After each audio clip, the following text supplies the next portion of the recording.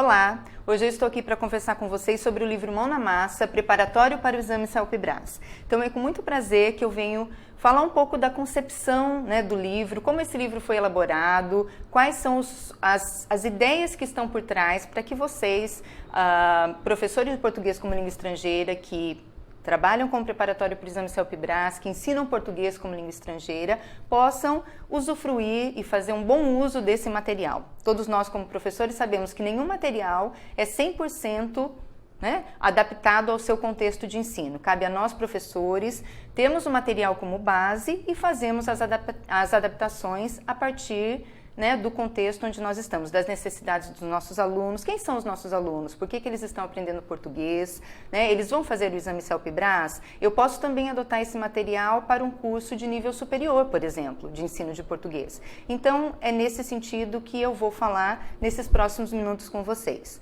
Então, quais são os pontos que eu vou abordar? Eu vou abordar a questão da gênese e organização do material Mão na Massa, como ele está organizado, qual foi o ponto de partida para a sua elaboração. Vou falar um pouco do trabalho com a parte escrita do exame CELPE-BRAS e como que ela está prevista, como o trabalho com ela está prevista no material. E também vou falar como o trabalho da parte oral do exame CELPE-BRAS está prevista no material. Então, vamos lá. Pensando na gênese, qual foi a origem do material Mão na Massa? Ele foi elaborado pensando na formação de um cidadão crítico para interagir em português, para conversar, para escrever, para falar, para ler. Então, qual é o público-alvo? São estrangeiros com um nível intermediário de português, que tem o objetivo de ter um aprimoramento ou melhorar a sua proficiência em língua portuguesa para diferentes situações de comunicação. Esse material, então, claro, também está diretamente voltado para o exame CELPE-BRAS, ele está preparado, elaborado com base no construto do exame CELPE-BRAS. E é esse construto que concepção de língua, que concepção de avaliação, que concepção de ensino e de aprendizagem, que fundamentou, o que apoiou a elaboração desse material, coordenado por mim, Viviane Baggio Furtoso, e junto com as autoras, professora Isauri e professora Paula, ok? Bom, nós temos aqui então um material composto por 6 unidades. Cada unidade tem uma divisão de 7 sessões, que depois eu vou comentar com vocês passo a passo, o que cada sessão objetiva atingir, que trabalho nós vamos fazer com ela em sala de aula e como que nós fizemos, como é que nós elaboramos esse material. Nós fizemos um levantamento dos gêneros textuais, nos últimos 10 anos, nos gêneros textuais cobrados no exame CELPE-BRAS, e a partir desses gêneros fizemos uma seleção. Como temos 6 unidades, não dava para abordar todos os gêneros de todas as esferas, Então nós resolvemos olhar para o exame e pensar quais são os gêneros que ali estão mais representados. Claro que esses gêneros não são aleatórios, eles são escolhidos porque vão ao encontro das necessidades do público-alvo do exame, e como nós fizemos um preparatório para o exame, consequentemente também precisaria estar aqui no nosso material. Os vídeos e os áudios estão disponíveis no site da editora, então vocês podem baixar esses vídeos, baixar esses áudios do site da editora. E nós vamos passar então a pensar na abordagem e no construto de língua, Qual é a nossa perspectiva de língua? Isso é muito importante, por quê? A depender da concepção de língua que nós temos, nós vamos conduzir o nosso ensino e, consequentemente, a nossa avaliação. E o que o aluno vai fazer com essa língua que a gente ensina? Ele vai aprender uma língua para fazer um teste onde ele precisa ter um autoconhecimento de regras gramaticais, por exemplo, que aí estaríamos pensando numa concepção de língua como estrutura. E não é essa a perspectiva, e não é esse o construto, a concepção de língua que está no construto do exame CELPE-BRAS. Então, nós vamos conversar um pouquinho agora sobre o construto, sobre a perspectiva de língua, que é língua em uso. Então, o que é ensinar, o que é aprender e o que é avaliar língua em uso? Nós temos alguns conceitos chaves e algumas ideias que eu gostaria de compartilhar com vocês. Todos nós, quando vamos para a sala de aula, o que nós esperamos é que o nosso aluno tenha um nível mais alto de proficiência linguística, e é o que ele espera também, Se ele procura um curso de português, por exemplo, ele espera melhorar a sua proficiência naquela língua. E o que é ser proficiente numa língua? Então, de acordo com a perspectiva de língua em uso, a proficiência é relativa. Nós não podemos dizer eu sou proficiente em português. Quer dizer, eu sou proficiente em português para quê? Para fazer determinadas ações ou para cumprir determinados objetivos de linguagem que eu preciso fazer no dia a dia. Então, por exemplo, eu mesma, se eu for conversar em português com um advogado, por exemplo, pode ser que eu não seja tão proficiente em português. Não porque a minha proficiência não é alta, é porque naquele assunto eu não tenho talvez um conhecimento tão técnico como um advogado e não tenho condições de conversar. É só um exemplo para pensar o que é uma proficiência relativa. Então, numa língua em uso, nós fazemos coisas com mais ou menos proficiência na língua, né? Então, esse conceito é importante que a gente tenha em mente. Então, não é o aluno não é proficiente e de repente ele ficou proficiente. Ele vai num gradativo, numa gradação de ser menos proficiente para mais proficiente. Esse é um construto que está no exame CELPE-BRAS, é uma perspectiva que está lá. Uma vez que nós temos uma prova apenas, né, para todos os níveis, não é separado, ele não se inscreve para o nível intermediário ou para o nível intermediário superior, ele se inscreve para uma prova, né, para um exame, e de acordo com a produção que ele tem, seja oral ou seja escrita, o nível de proficiência dele é avaliado. Então, ele tem uma gradação. É diferente de dizer assim, no nível 1 eu só consigo descrever, no nível 2 eu só consigo narrar, por exemplo, e fazer essa gradação de acordo com os níveis, né? Então, aqui eu gostaria de trazer um conceito que está no próprio material do CELPE-BRAS, de proficiência, que nós usamos no material. Então, proficiência é o uso adequado da língua para desempenhar ações no mundo. Então, nesse sentido, a prática da linguagem tem de levar em conta o contexto, o propósito, os interlocutores envolvidos na interação com o texto, seja oral ou seja escrito. O que isso quer dizer? Eu preciso saber quem eu sou, com quem eu estou falando e por que eu estou falando. E aí eu faço as escolhas, né, de gênero, de registro, de léxico, de gramática. Então, eu, Viviane, não falo com meu filho, muito provavelmente como eu estou falando aqui agora com vocês, né, que são professores de português ou profissionais que estão interessados em adotar o material mão na massa, né, usar isso em sala de aula. Então, ser proficiente, eu vou usar um registro formal ou informal? Isso depende com quem eu estou falando, por que eu estou falando. Então, nesse sentido, o Mão na Massa as atividades do Mão na Massa vão tentar nos mostrar como nós podemos conduzir o aluno a fazer essas escolhas lexicais, de gramática, de registro, etc. Ok? Bom, um outro conceito que eu queria discutir é o de habilidades integradas. Então, quando nós falamos de língua em uso, nós pensamos que as habilidades linguísticas, eu estou falando de ler, escrever, falar e ouvir, essas são as habilidades que eu estou chamando aqui. Na vida real, o que nós fazemos? Essas habilidades não são isoladas, né? Nós ouvimos alguma coisa, conversamos com alguém sobre ela, ou escrevemos sobre ela, né? Lemos um texto, conversamos com alguém sobre esse texto, escrevemos sobre esse texto. Então, isso é integrar as habilidades quando a gente ensina uma língua, e aí no exame CELPE-BRAS é assim também que acontece a avaliação. Se vocês já conhecem ou se derem uma olhada no exame CELPE-BRAS, vão verificar que, por exemplo, a compreensão escrita e a compreensão oral, ela é avaliada por meio de um texto escrito, né? O participante não precisa preencher resolver atividades de lacunas, preenchimento de lacunas ou de múltipla escolha sobre a compreensão oral e a compreensão escrita. Ele vai escrever um texto e, a partir desse texto escrito, o CELPE-BRAS, né, avalia se ele entendeu o que ele ouviu e se ele entendeu o que ele leu. Então, é isso que eu estou chamando de habilidades integradas e que está aqui como fundamento do nosso material. Então, esse trabalho com habilidades integradas, ele aproxima os alunos, os nossos aprendizes de português, com o uso real da língua, porque é assim que acontece na no nosso dia a dia. E uma outra concepção é a perspectiva intercultural, ou seja, língua e cultura são indissociáveis. Não dá para dizer que a gente aprende uma língua sem aprender aspectos culturais daquela língua, porque ao falar nós já estamos trazendo esses aspectos culturais. Isso não quer dizer que tenhamos que nos comportar como o outro, isso é bem importante a gente entender.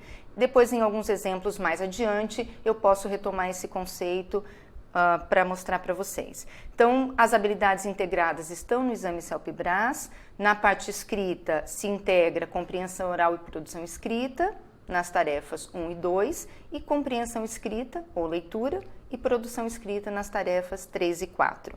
Na parte oral, há uma integração das habilidades de compreensão e produção oral, embora o participante tenha que ler também textos escritos, imagéticos, ele não é avaliado pela sua compreensão escrita, mas ele precisa ter a compreensão escrita para poder produzir oralmente durante a prova oral.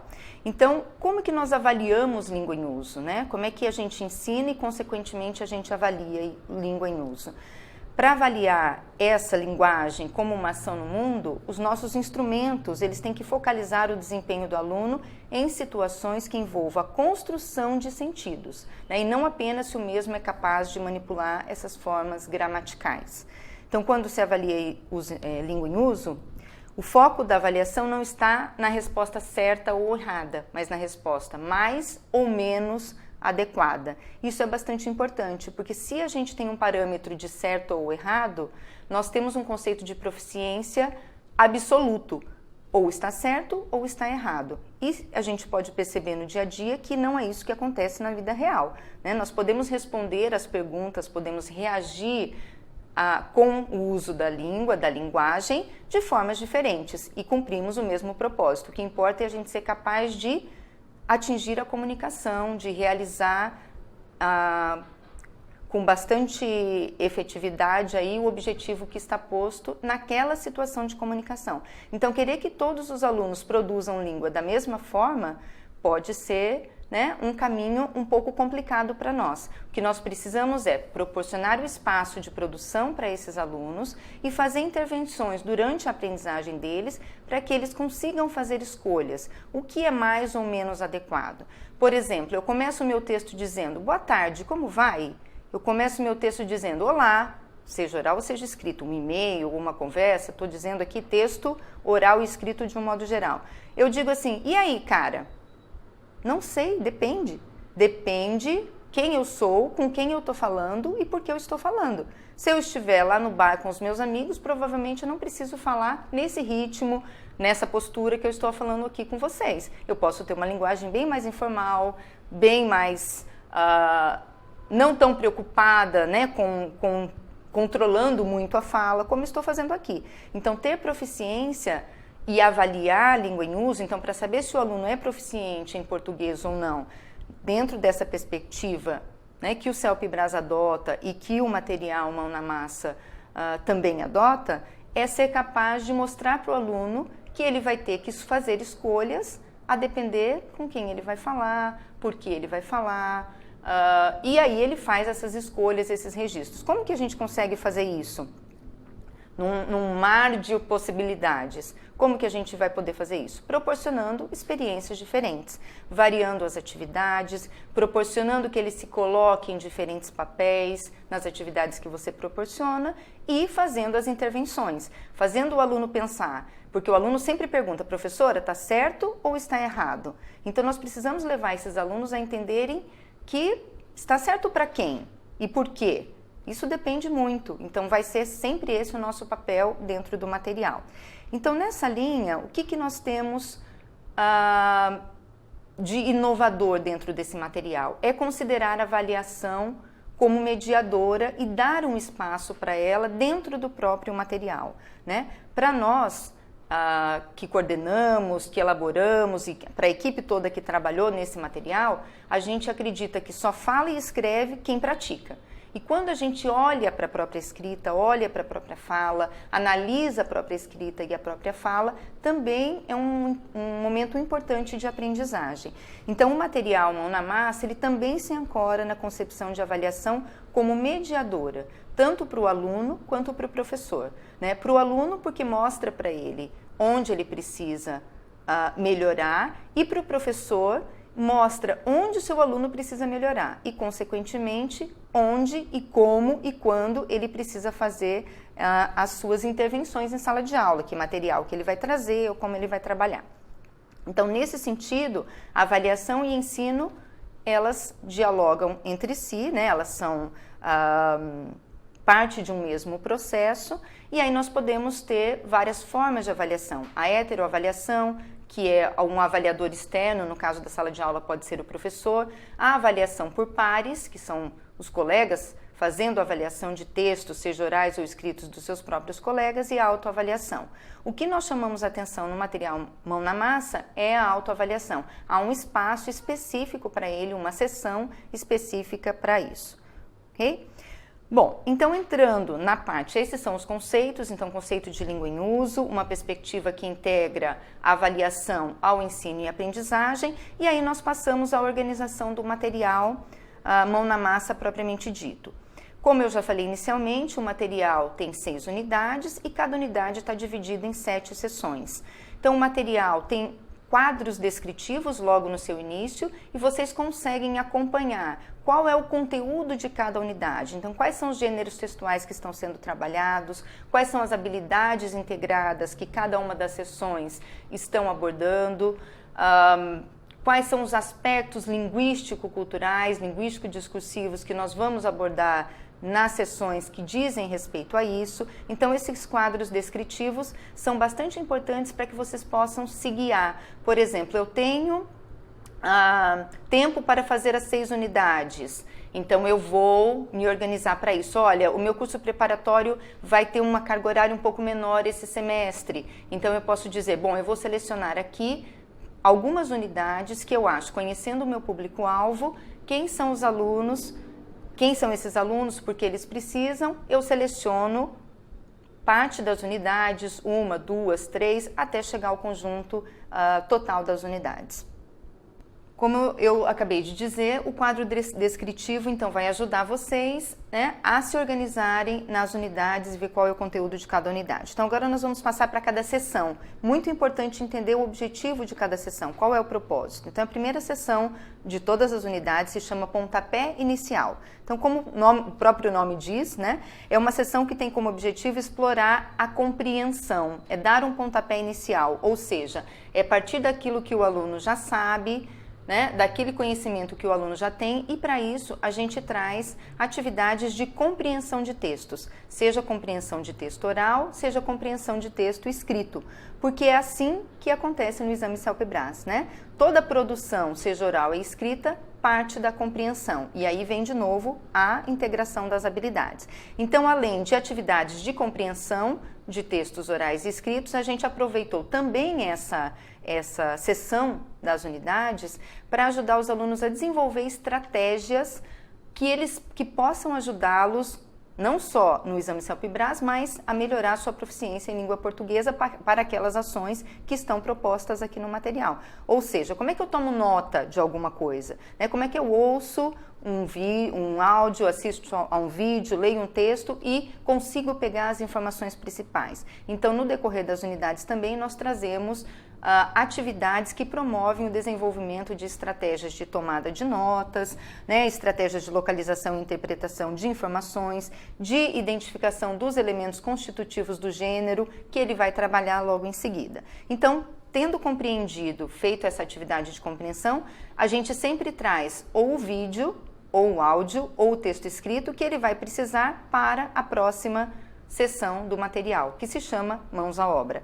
Então, a sessão Mãos à Obra, qual é o objetivo dela? Ela traz uma tarefa semelhante àquela tarefa, como é elaborada a tarefa do exame Selp-Brás, e o aluno vai fazer a primeira produção do seu texto escrito. Ele já compreendeu o texto que vai servir para ele de insumo, né, de recepção, ou o texto escrito ou o texto oral, E aí ele vai produzir, fazer a primeira versão, isso é muito importante lembrar, que é a primeira versão do texto escrito dele a partir da tarefa, de uma tarefa semelhante à do CELPE-BRAS. É importante dizer que no material não há nenhuma tarefa que é do próprio do exame CELPE-BRAS, nem na parte oral e nem na parte escrita. Todas são tarefas elaboradas pela equipe do material didático Mão na Massa, ok? Não é um simulado, não é uma simulação, é um material para aprendizagem da língua portuguesa com base no construto teórico do exame CELPE-BRAS. Então, na sessão Mãos à Obra é onde o aluno vai fazer a sua primeira produção inicial, sem ainda muitas informações sobre o gênero. Por quê? Porque esse momento é muito importante para que o professor possa ler os textos dos seus alunos e saber quais são os problemas que eles estão apresentando, seja de adequação contextual, seja de adequação linguístico-cultural. Então, essa etapa não é para o professor dar retorno para o aluno, não é para entregar o texto para o aluno todo corrigido, todo cheio de caneta. É apenas uma produção para que o professor possa compreender em que estágio estão os seus alunos, porque as duas próximas sessões do material vão ser justamente para o professor fazer a intervenção, ou seja, o professor vai trabalhar com a questão da adequação contextual e com a questão da adequação linguística do texto do seu aluno. Então, a produção inicial é fundamental para que nós, professores, conheçamos os nossos alunos e possamos fazer as intervenções. Que é muito importante entender essa parte do material, porque ela é um pouco diferente. Em vez de dar já as características do gênero, a gente pede para ele produzir o texto sem essas características. Por quê? Porque os gêneros, de uma forma geral, eles são os aspectos constitutivos do gênero são semelhantes nas diferentes línguas. Então, o aluno, de uma certa forma, já traz algum conhecimento. E se ele não conhecer nada daquele gênero? Aí é você, professor, que vai ter que fazer mais intervenção. Somos nós que temos que decidir onde e quando a gente tem que intervir mais na aprendizagem do aluno.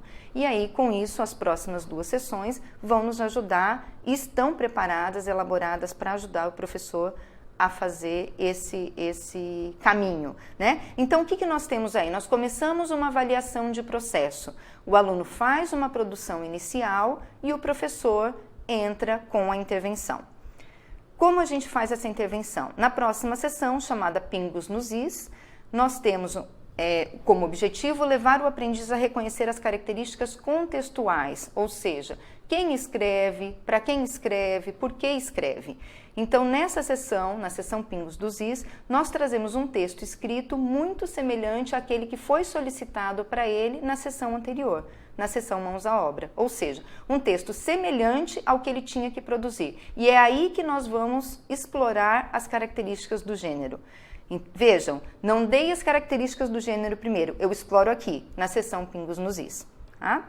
Feita a sessão Pingos nos Is, entendido a adequação contextual, nós vamos para a sessão Na Ponta da Língua.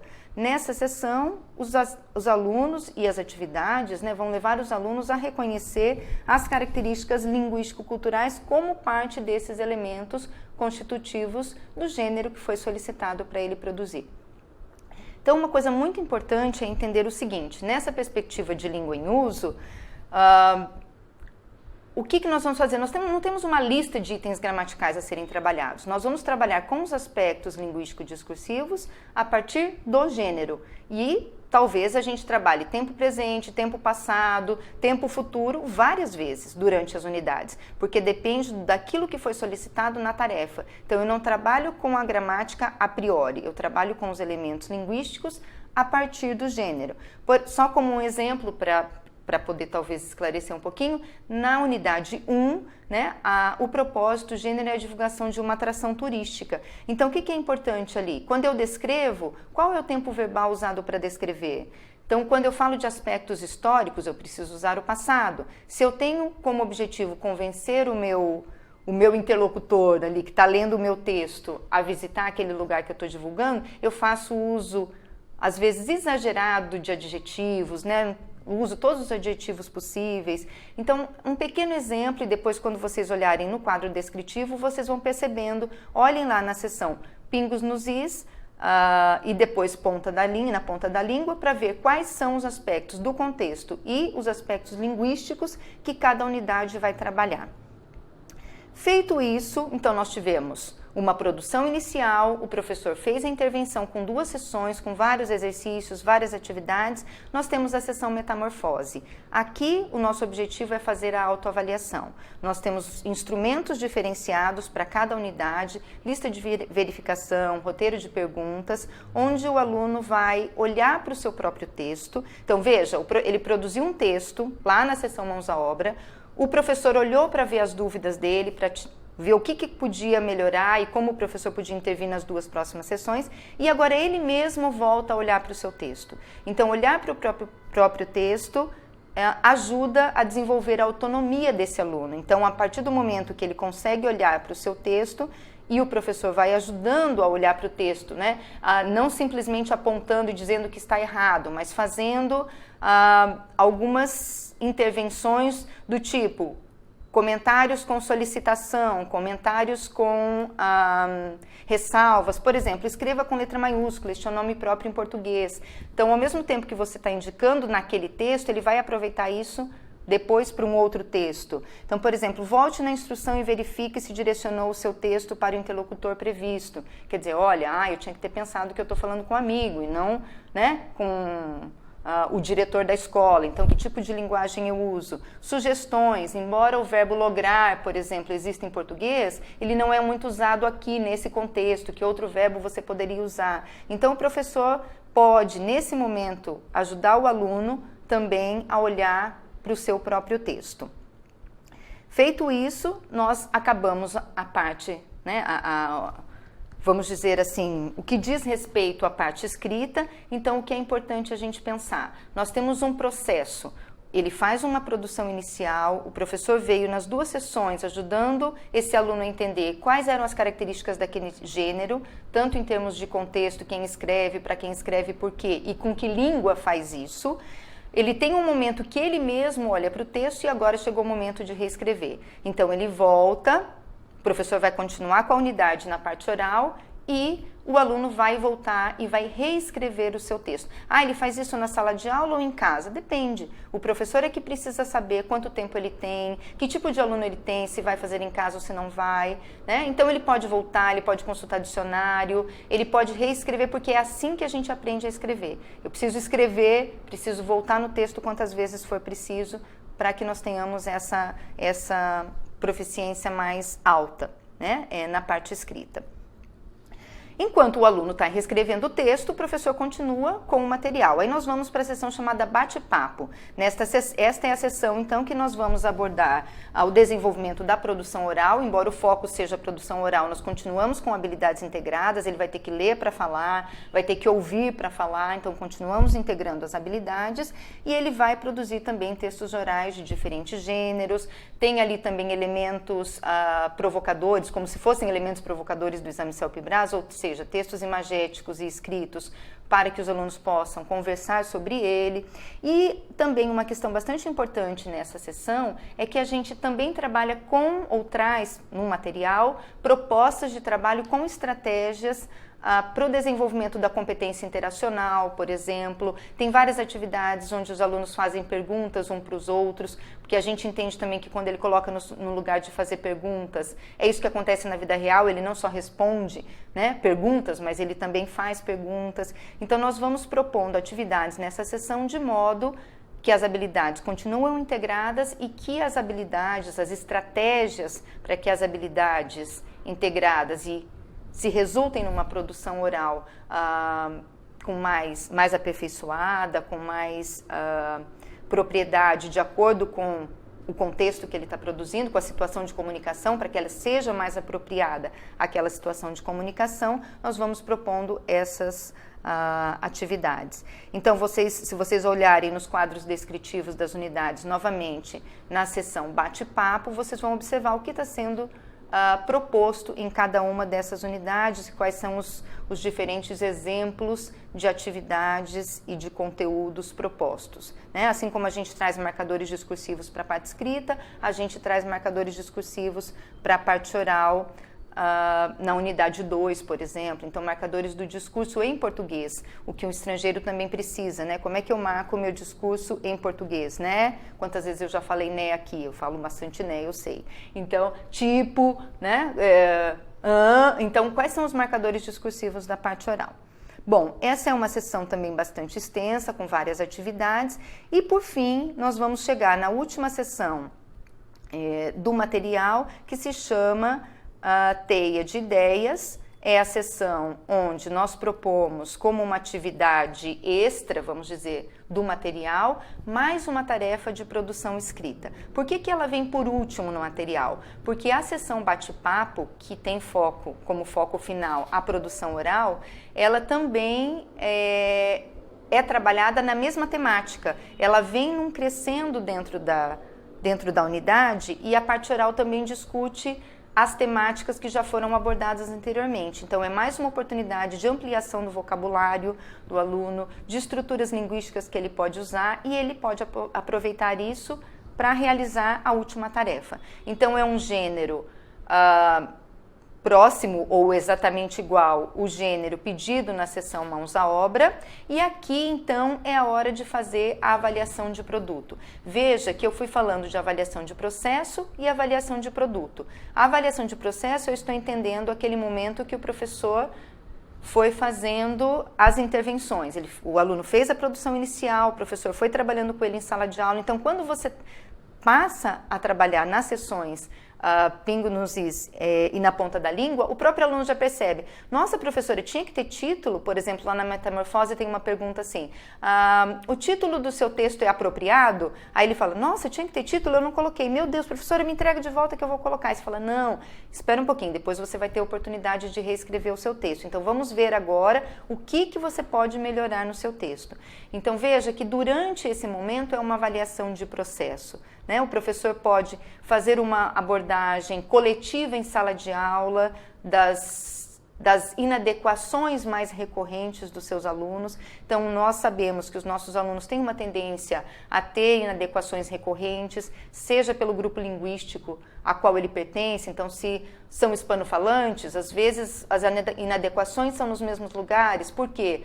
Por interferência, ou por uma generalização, ou por uma analogia com a língua de origem, né? Então, esse trabalho em sala de aula é o que o professor deve fazer para ajudar o aluno a aprender. Então, vejam que não é um simulado do exame CELPE-BRAS, não é simplesmente eles saírem fazendo um monte de tarefas, várias tarefas, e você dizendo, tá bom ou não tá bom, se é bom ou não tá bom. Não é isso. A proposta do material é que ele possa realmente desenvolver autonomia, desenvolver mais proficiência naquelas situações de comunicação que estão ali colocadas no material em língua portuguesa. Então, nesse sentido, é muito importante que o professor conheça qual é o propósito, porque senão a gente já sai entregando o texto todo rabiscado para o aluno e o aluno não vai ter muito o que fazer com aquilo. Então, em relação à parte escrita, a avaliação de processo é essa. O que nós podemos fazer com a parte oral? Nós podemos fazer gravações, né? Nós podemos gravar os nossos alunos falando, nós podemos pedir atividades, tem isso no material, e mesmo que não tenha ali explicitamente no material, mas cabe a nós professores fazermos as adaptações, como eu disse no início, nenhum material vai ser 100% adaptável, então faça intervenções, né? Você como professor, adaptações para o seu contexto. Ele pode fazer uma atividade de gravar uma mensagem no WhatsApp, que depois ele mesmo pode ouvir e pode fazer uma autoavaliação. Na parte oral não há proposta explícita de autoavaliação, mas nós recomendamos também que o professor possa fazer isso com os seus alunos, tá?